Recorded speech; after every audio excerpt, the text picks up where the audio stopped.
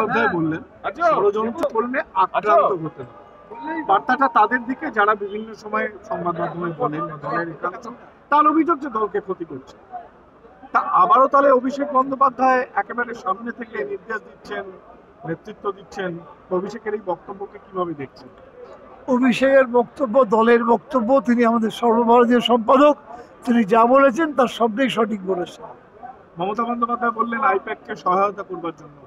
অনেকেই আইপ্যাক না, সেই আইপ্যাক নয়, সেই আইপ্যাক তো আলাদা আছে, তো অন্য জায়গায় রাজনৈতিক দল খুলে ফেলেছে।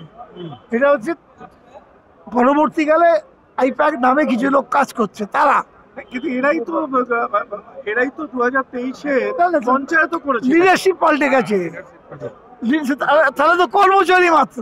প্রশান্ত কিশোরকে নিয়ে সমস্যা ছিল, প্রশান্ত কিশোর এবং তার যে নির্দেশটা সম্পূর্ণ পাল্টে গেছে এখন, অতএব সেটাকে মানতে বললেন। সেটাকে মানতে বললেন। আর একটা কথা হচ্ছে যে কি বুঝলেন, এটা কি প্রবীণ নবীন সমন্বয়? নেত্রীর কি প্রবীণ নবীন দ্বন্দ্ব নিয়ে অনেক সময় চর্চা হয়, আজকে যে কমিটিগুলো গড়লেন সবকিছু করলেন সবাইকে নিয়ে হলো।